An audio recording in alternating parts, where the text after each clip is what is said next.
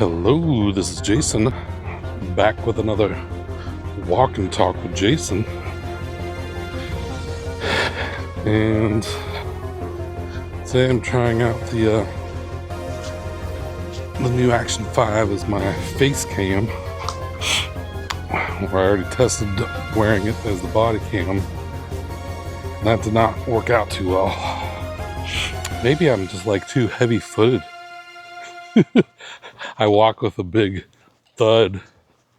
It jostles the camera and causes the overwhelms the electronic image stabilization of the Action 5. But the Pocket 3, I don't know if you can see it here on my got it perched there on my shoulder. But it does a much better job of soaking up the vibration with a gimbal. Got a built-in gimbal in the head. Built-in gimbal in the head. Built-in gimbal in the head. It's nice to have a built-in gimbal in your head. Takes all the blurriness out. Yeah.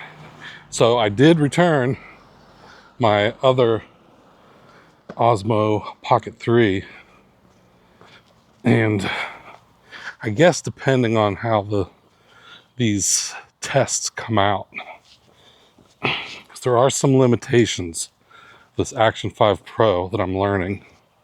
So it does have the HDR mode, HDR HLG mode, but in order to use that, I can't use the subject tracking. So I have to worry about like keeping myself right in the middle of the shot all the time, where this one, like moving it around, and with the subject tracking, it keeps me right in the middle of the screen, which is very important when I'm cropping it in and just putting my head down on the bottom right of the screen, just for my little talking head cam. Let's see. And it seems to be doing a good job, but it can't be in HDR. But since it's just a little square in the bottom right of the screen, I don't think it's even going to be that noticeable. We'll find out. That's why I'm doing these tests. All of the, like this would be an HDR scene with the sunlight. That's what you want to keep in HDR.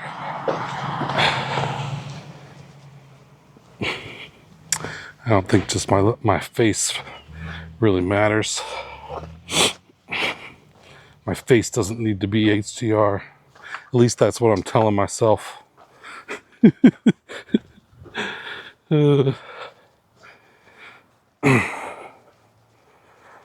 I'm recording in 2.7K, which is halfway in between 1080 and 4K. But then I just render it out to 1080p. So recording in 4K, especially in hot weather, like we've seen the other day, it causes my camera to overheat. At least one of my Pocket 3s overheated. It was actually the new one that overheated, and this one didn't. They were both recording in 4K. But it recording and editing in 4K, everything in 4K is just more demanding. So even though I have a pretty beefy MacBook Pro, I got a M2 Max MacBook Pro, so it can churn through some videos pretty well.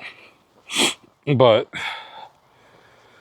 when I was editing in 4K video, especially videos that were like 2 hours long, it was taking like 3 or 4 hours to render out a video after I edited it.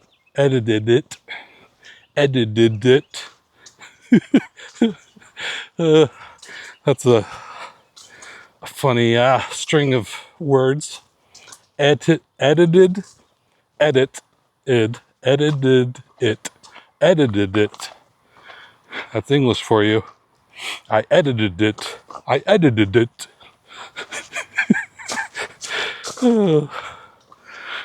I'm a goofball. I find amusement in the simple things in life. Looks like they got some new grass going in here. Fighting the erosion. Fight the erosion, kids. Plant grass. But yeah, editing in 4K, especially super long videos, especially for videos that like 10 people are going to watch, just not worth it to me. So rendering out in 1080p is 4 times as fast. So even for like a 2-hour long video, it never takes more than like 30 minutes to an hour to render out a video. And it's just smoother when you add in effects, and everything's just less stressful on the computer and faster. And I don't really think anyone notices. I would have to get up and stand close to the TV, really pixel peep, especially when they have all this like upscaling technology built into the TV. So they'll take like a 1080p, and the TV itself will digitally upscale the image to present it in 4K. And being able to tell the difference between that and a native 4K video, it's not that big of a difference. Not that big of a difference, in my opinion.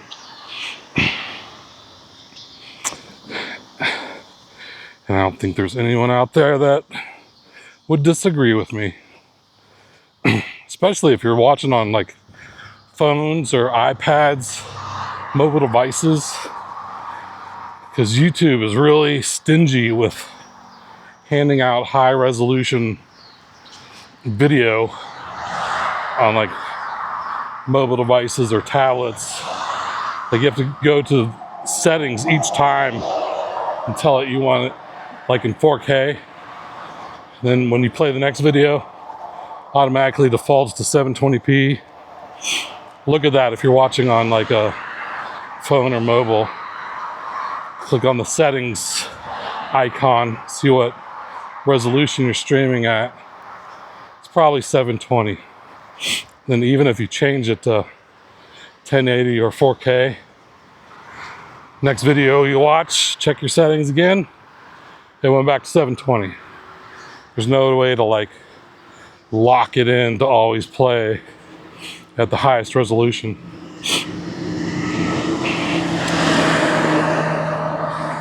And it's just because they think you can't really tell the difference between 720 and 1080 and 4K on a little phone or tablet size screen, but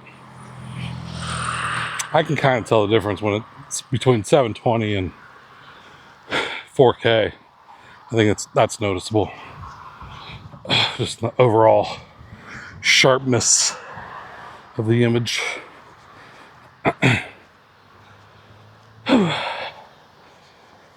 Oh, forgot to start my workout. Here we go. And I did something else. So I've got the Apple Watch Ultra, the original one. And I've never done anything ultra with it. I guess the best ultra feature it has, I think it has the satellite SOS thing built into the watch. So if you're out hiking in the middle of nowhere and you get lost, you break a leg, You would technically be able to SOS, call for help with your watch through a satellite. But I'll never be in a situation where that's needed. I'm pretty sure, because I'm not that much of an extreme sports person. So anyway, to get back to what I'm saying, is I'm gonna try going backwards out of the Ultra world, even though that Apple Watch Ultra 2 black one is chef's kiss, beautiful.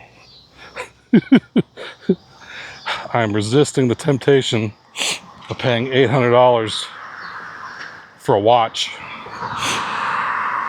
and I just paid $398, I think it was. I bought it at Sam's Club. I just ordered it, the Apple Watch Series 10, and it's the bigger one. I think they're 45 millimeters now, and I forget what this one is. I think that Ultra's 50 millimeters. I'm just going from memory of years ago. I don't actually remember. Oh, you know what? I didn't even bring my phone. I left my phone at home. I feel so naked. When's the last time you left your house without your phone? That does make me feel uncomfortable.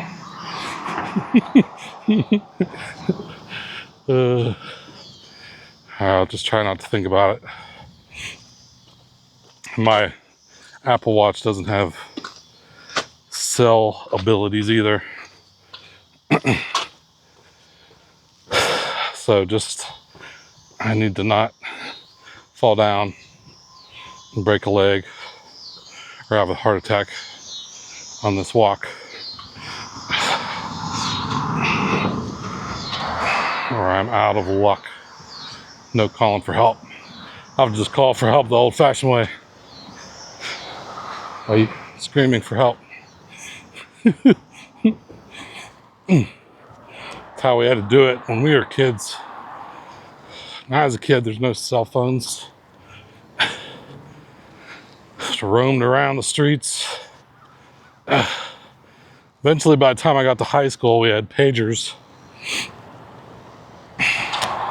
My mom would call and, you leave your phone number and it beeps on your pager, or you could write a message into it and then put 911 if it was an important message. Call back now, 911. Whew. Hello.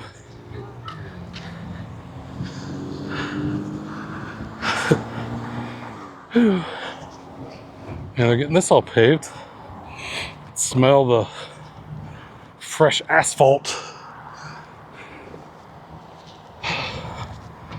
I got construction all around me.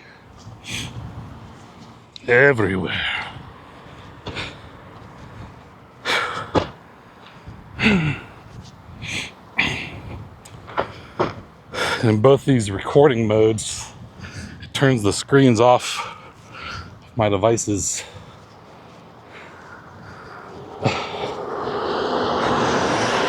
That gives me a little more recording time.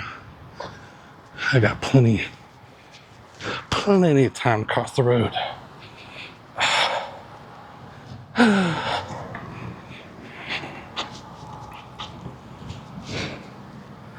Beautiful evening. Doesn't feel too hot. Let's see what the weather is. Come on. 87 degrees. 87 actually feels pretty cool with a nice breeze. And I'm not wearing my wool shirt at the moment. I ordered a bunch of different brands, tested them all out. There's like 6 or 7, and they were all just like, I already mentioned some of them, but they were like pantyhose. They're all like pantyhose. The best brand was the -33 brand. That was the only one that was long enough to, had a shirt long enough that if I lift my hands, the bottom of my gut didn't come out from under the shirt. That's a requirement of shirts from me. Try to help hide my gut in all situations, in all aspects of hand raisingness. So I'm back wearing this polyester plastic bag.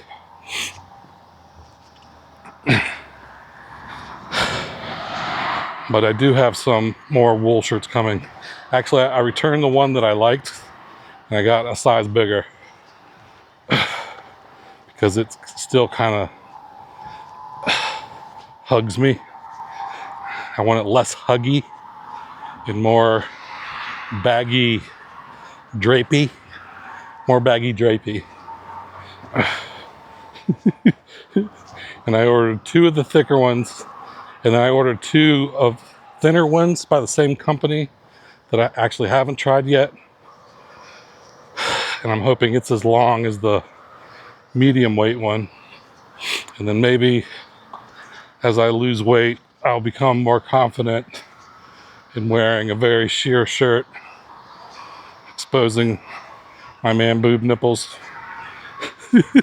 This shirt kind of gets some man boob nippleage in it, but it's not as fine. Like you can see a little poke, but it's not a purely defined nipple. Oh, what a ridiculous line of conversation. Let's change the subject.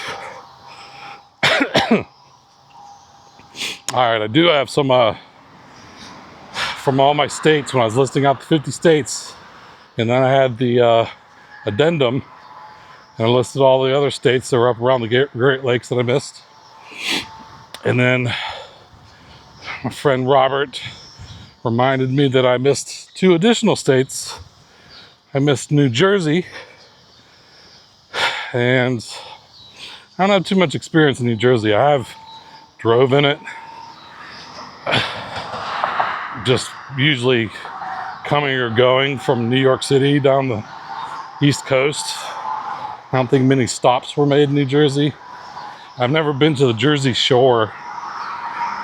That's like where all the cool kids in Jersey hang out.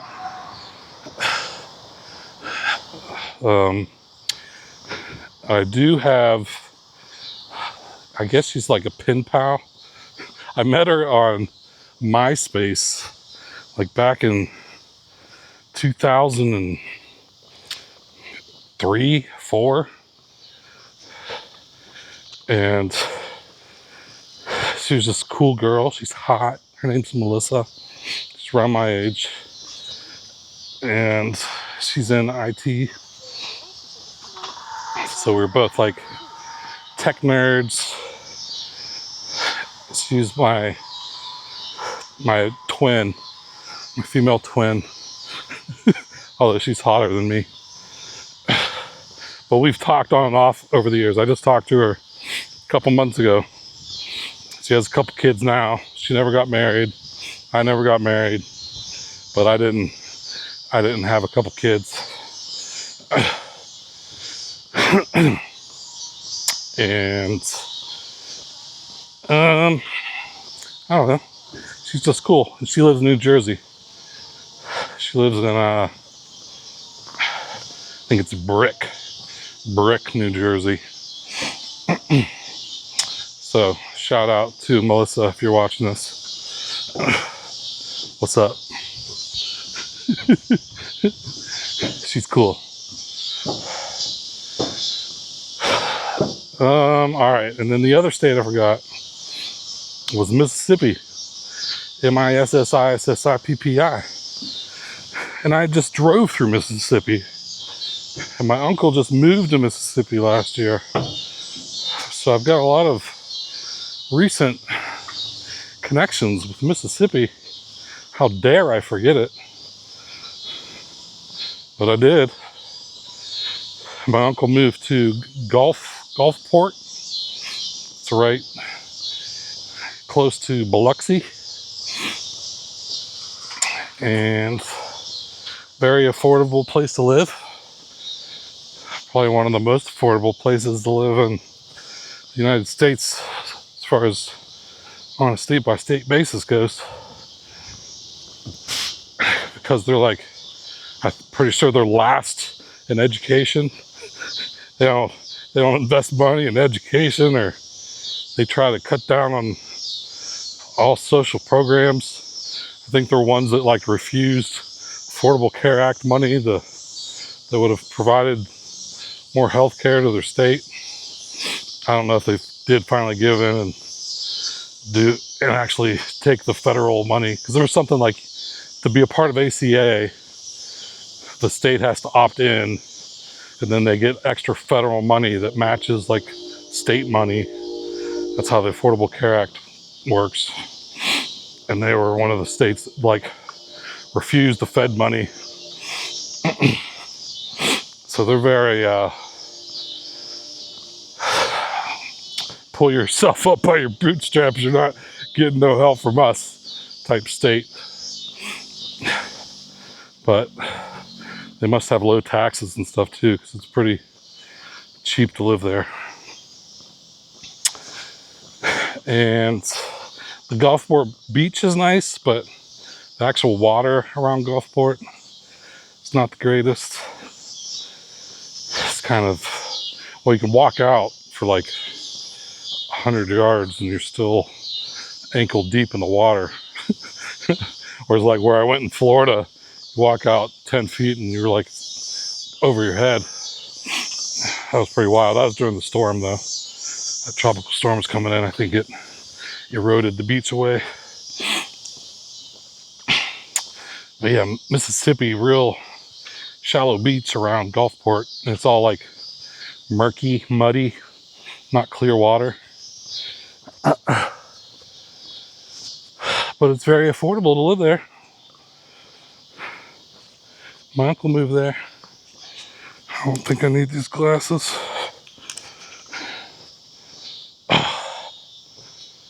I like walking down my little forest trail. Oh.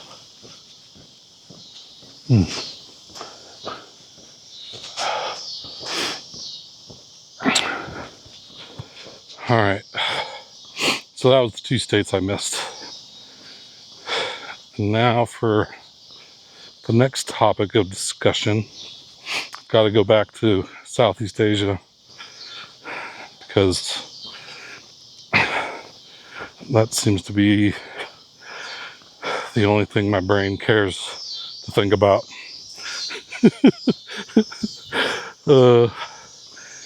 I need to choke up on this.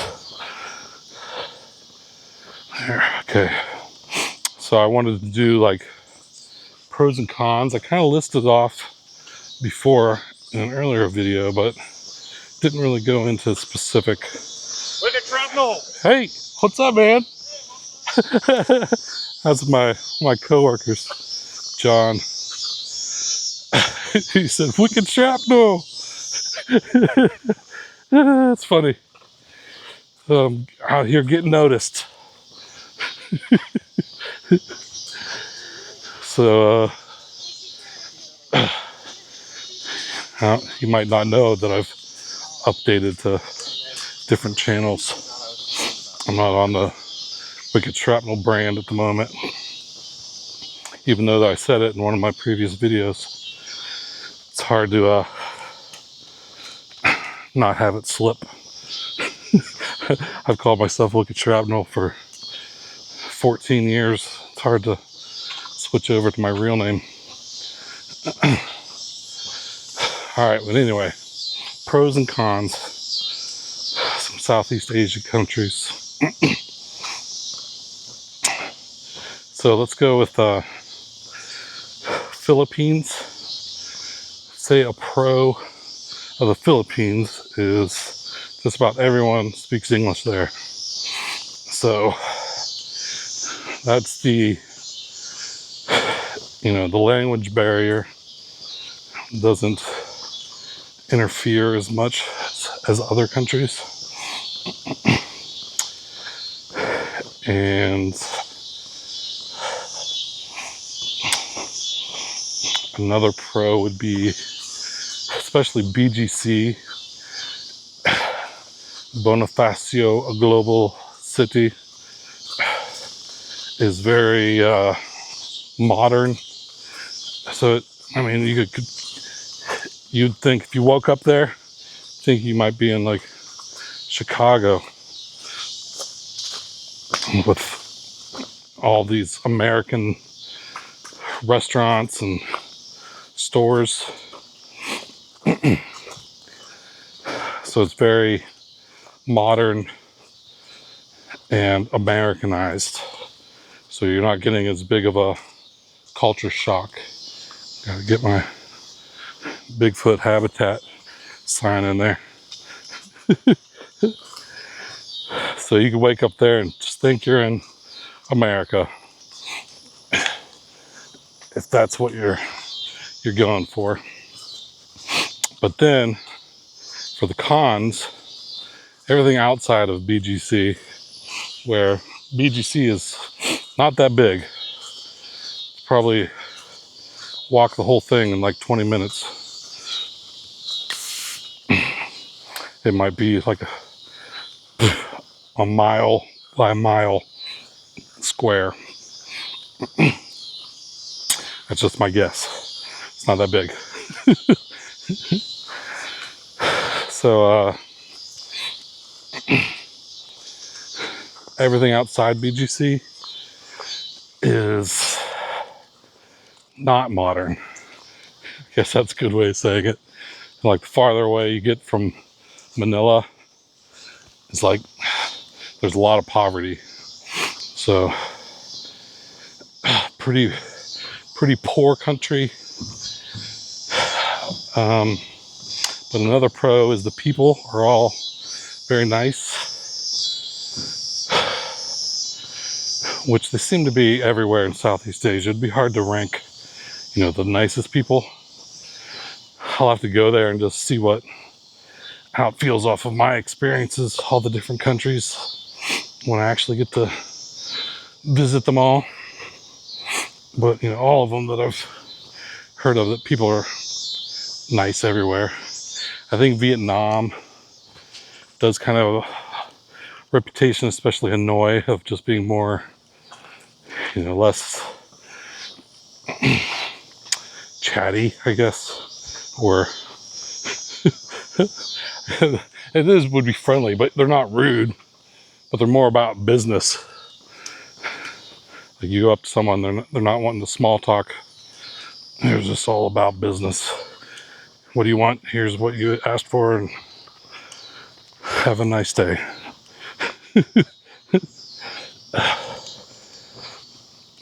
And all right, so another pro of the Philippines was their visas. So you can come in there, especially as an American,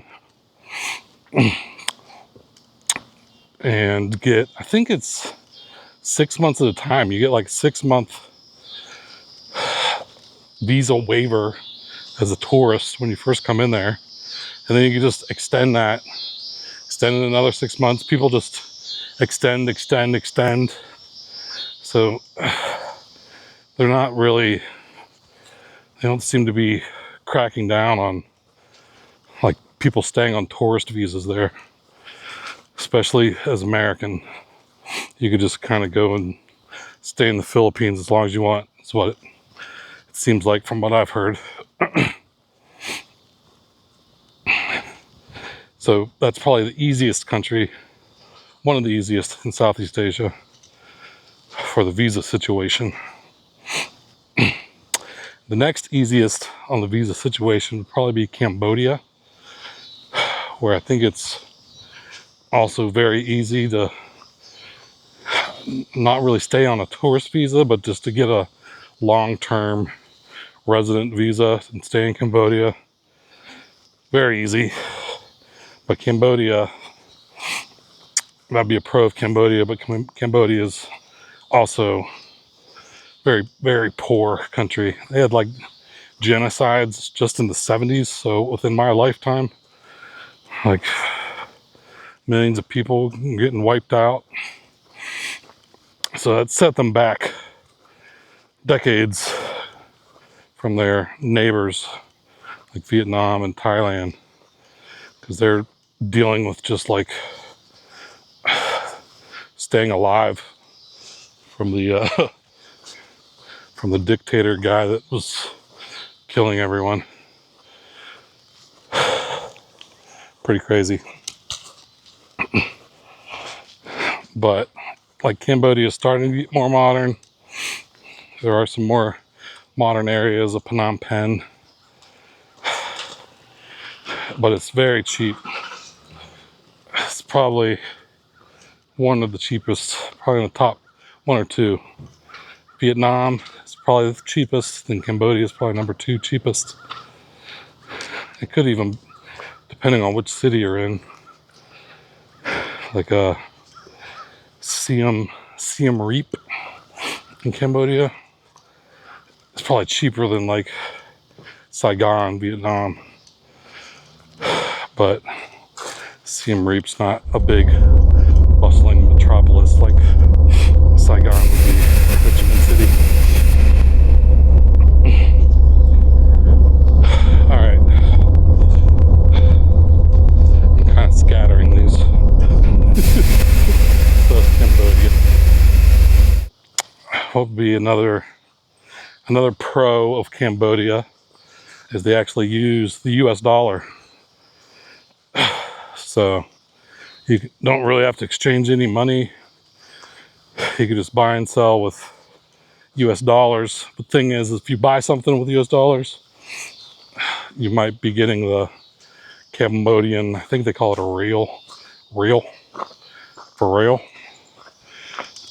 You might be get change with that money.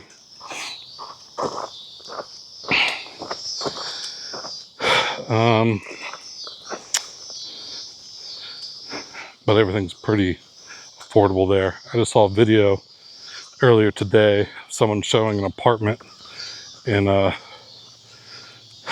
Cambodia that was $150 a month. And it wasn't luxurious by any means, but just like a studio apartment, probably 300 or 400 square feet.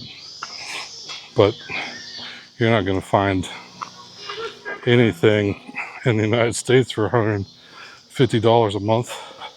Maybe someone will rent you a dumpster out behind Walmart for 150 bucks. Good luck with that.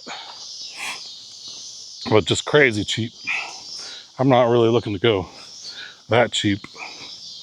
Maybe unless Bitcoin crashes to zero, then I might be looking into $150 a month places in Siem Reap.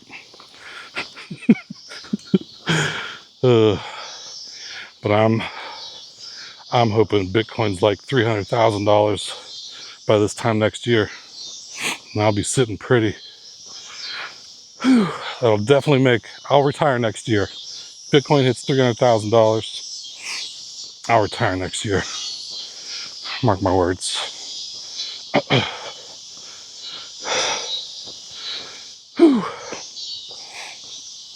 That'd be nice.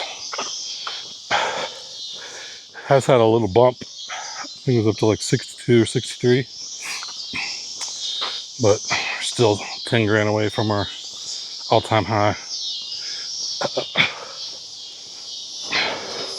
But I've got big expectations for this next year ahead. From now until like next November 2025, I'm looking like 4 to 5x. Not out of the realm of possibilities. It's done at least that the past 3 halving cycles. So cross my fingers. See what happens. Walking at a pretty good pace. 18-minute, 13-second miles.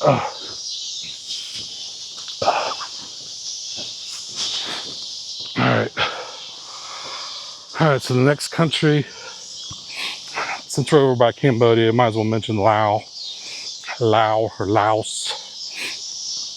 It's another pretty poor country.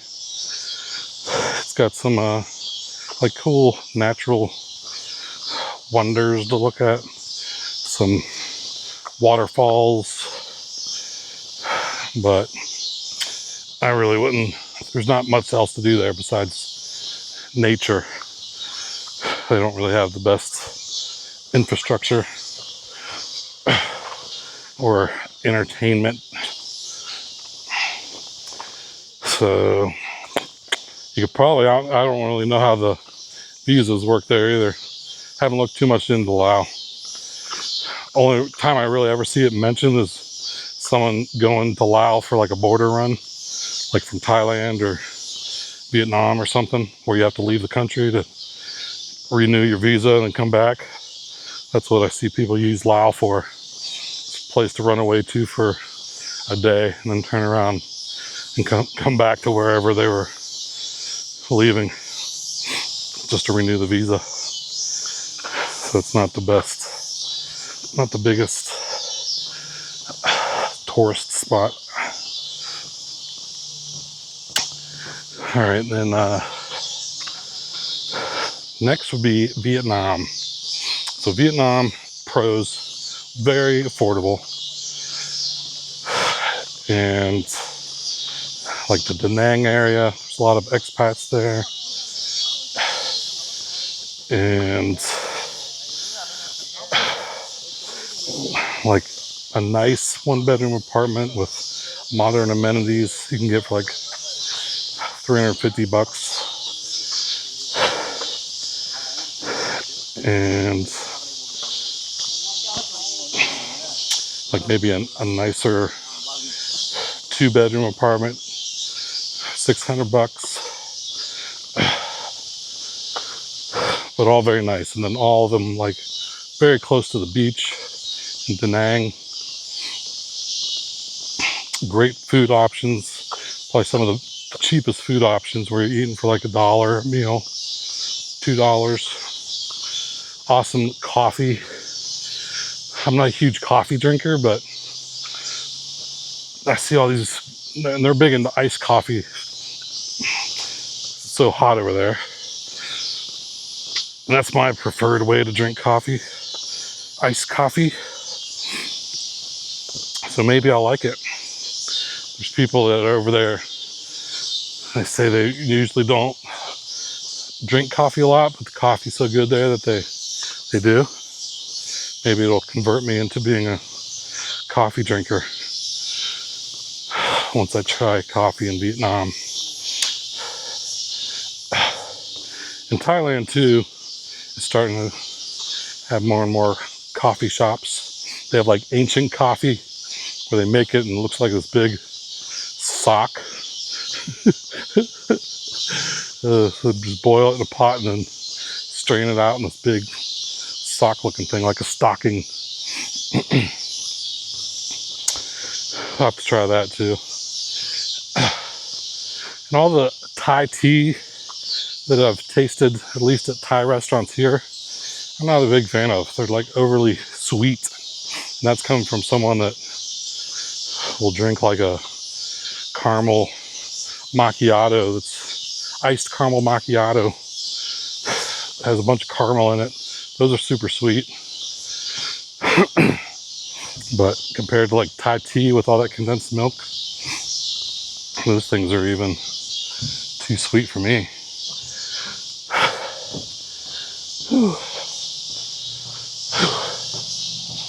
Just gonna test out our low light capabilities.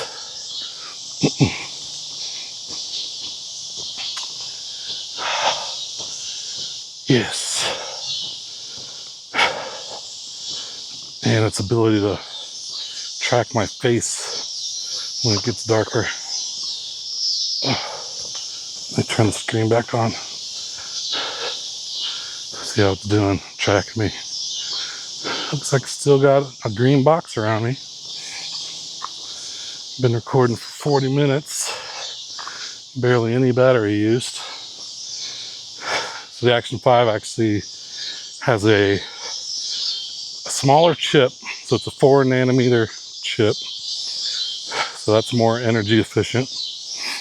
Plus it has a bigger battery, a 1950 milliamp hour battery instead of a 1750 milliamp hour battery that was with the Action 4. And it records at a lower, I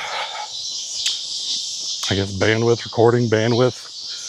It's like it records like 80 megabytes a second instead of 100 megabytes per second. There have been some people complaining about that. They're wanting an option to be able to bump that bandwidth, recording bandwidth up, just to get like even better quality, because DJI said that they made enhancements of the encoding process so it's just as good video quality at a lower bandwidth bitrate recording, which may be true, but I mean, even if you enhance the encoding algorithm, if you record at the same bit rate, it's going to be better than the previous. So having that option, I guess, give the people what they want. And they actually listened. They said in the next firmware update, they're going to give people the option to record in a higher bit rate. So cool of them to listen. My request would be, I want this subject tracking mode to have HDR, HLG available in the subject tracking mode. I'm gonna submit that to them. I'm gonna demand it. See if I have some pull with the 20 views I get on my videos to demand a firmware update from DJI. Oh. Whew. Yeah, I'm not sure that these how good these channels are gonna do. It's hard to grow a channel from nothing on YouTube, and I lost all my pull on Wicked Shrapnel. Even though whenever I post a video there, I get 200 to 400 views. Here I'm getting like 20 to 40. And I don't know. I'm only posting once a week on my Eating with Jason channel. And I do have some like older videos from Wicked Shrapnel scheduled to upload on there. Because most of the time throughout the week, I'm just eating like the same food. Like today I ate chicken and rice that I made in my Instant Pot. That's not that interesting. Especially if I might post it one time, but I'm not going to post eating chicken and rice out of an Instant Pot every day. So I do go out to eat at least like once a week or so. So those will make interesting videos. Next one going up on there is the Brazilian steakhouse. I went with Jake and Misty. That place, those are my favorites. Meat extravaganza.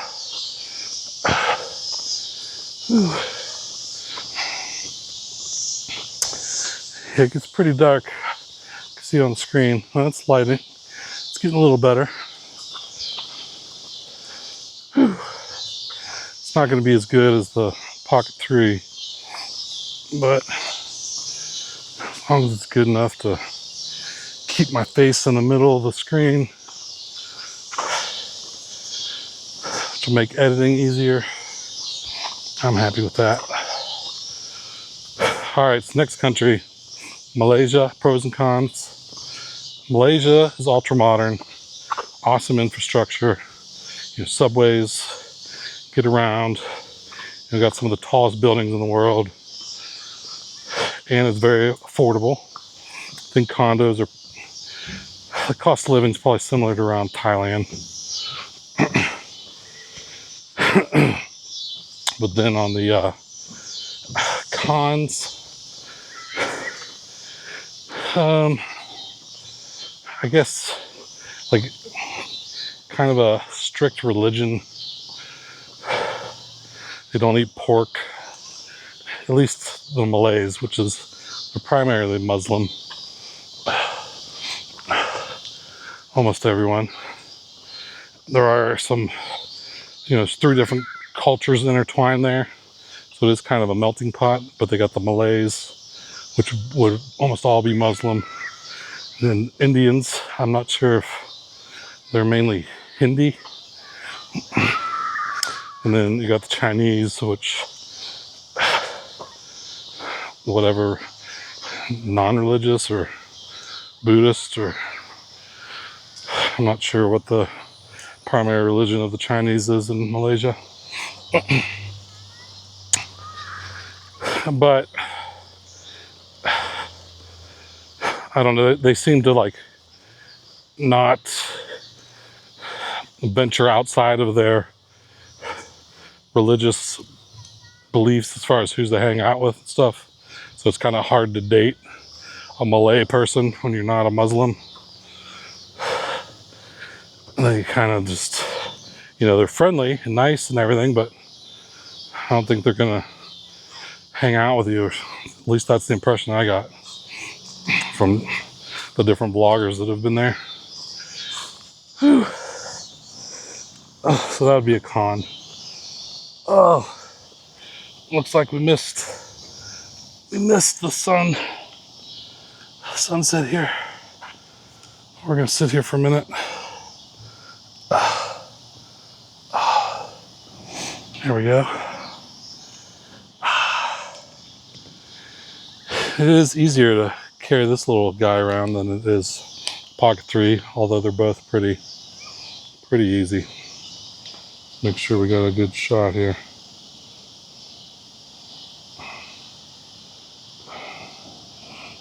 It's in wearable mode, so yeah, it looks good.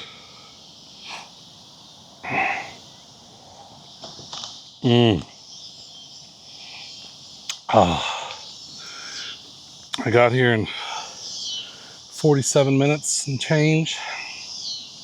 Pretty good pace.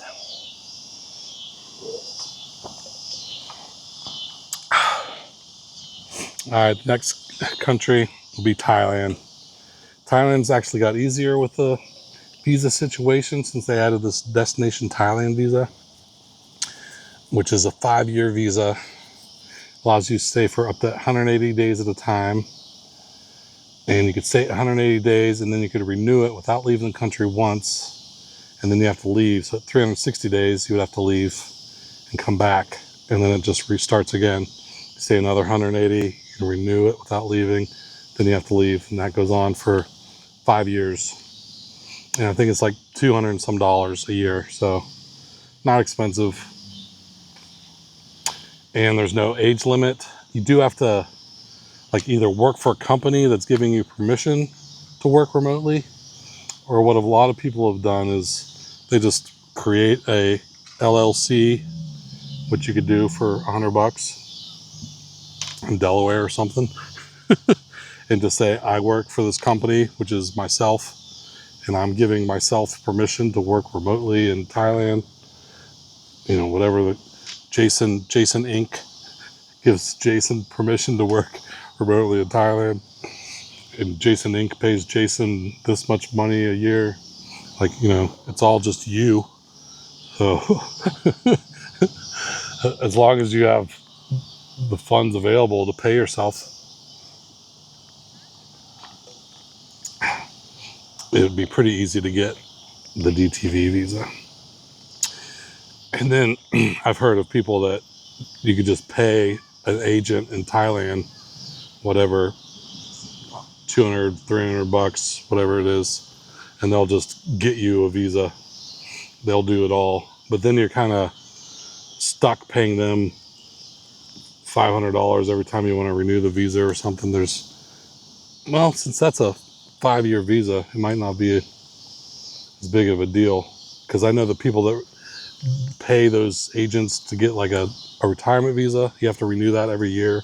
So they're getting them for like $500 every year to renew it, when it should only really cost $90 if you did it yourself. But not having to actually go and wait in line at the immigration place, and it might be worth $500 a year to you, whatever. Let's see, some cons of Thailand.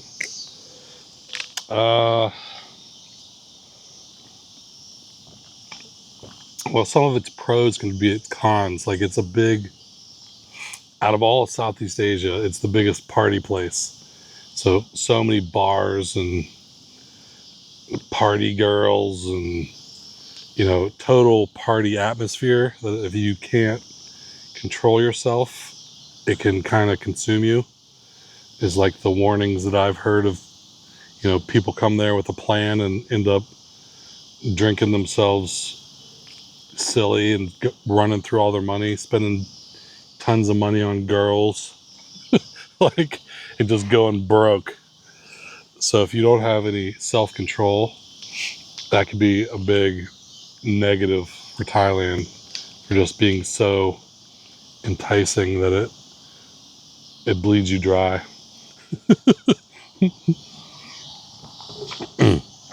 That's probably the biggest con of Thailand, is it's too much of a good thing.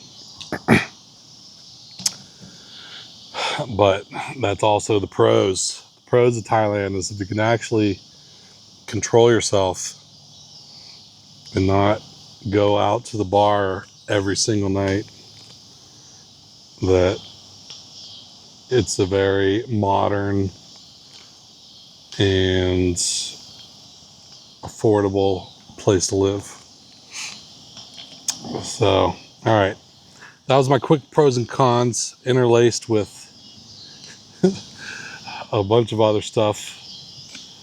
But that's going to wrap up this video. So thanks for watching. Be sure to like, comment, subscribe, share this video around to all your friends.